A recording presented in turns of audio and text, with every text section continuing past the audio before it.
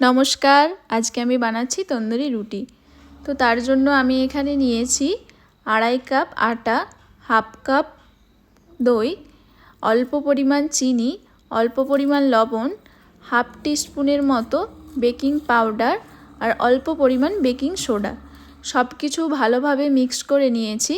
তারপর অল্প অল্প করে জল মিশিয়ে একটা ডো বানিয়ে নিয়েছি। তারপর ডোটাকে আমি 1 ঘন্টা তেল ব্রাশ করে 1 ঘন্টা রেস্টে রেখেছিলাম। তারপর দেখো মোটা মোটা লেচি কেটে নিয়ে মোটা মোটা করে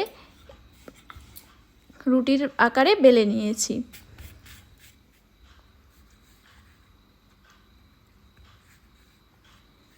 তারপর যে এক্সট্রা আটাগুলো ছিল সেগুলো ছেড়ে দিয়ে ওই একটা সাইডে অল্প অল্প করে জল ব্রাশ করে নিয়েছি। তারপর প্রেসার কুকারের উল্টো দিকে আমি ওই রুটিটা দিয়ে দিয়েছি। তো এবার দেখো রুটিটা আস্তে আস্তে ফুলতে শুরু করেছে। কি সুন্দর ফুলে যাচ্ছে রুটিগুলো দেখো।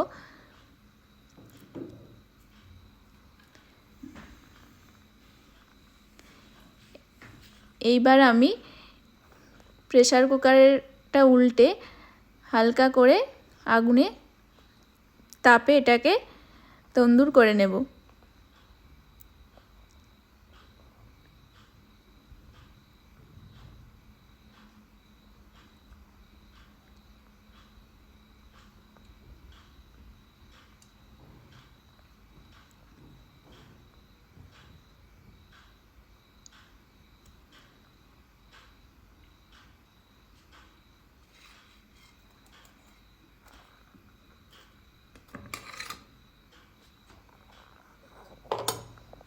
দেখো খুব সুন্দরভাবেই হয়ে গেছে তন্দুরি রুটিগুলো।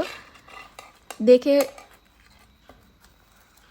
কতটা কি মনে হচ্ছে জানি না, খেতে কিন্তু খুবই সুন্দর হয়েছিল আর নরম।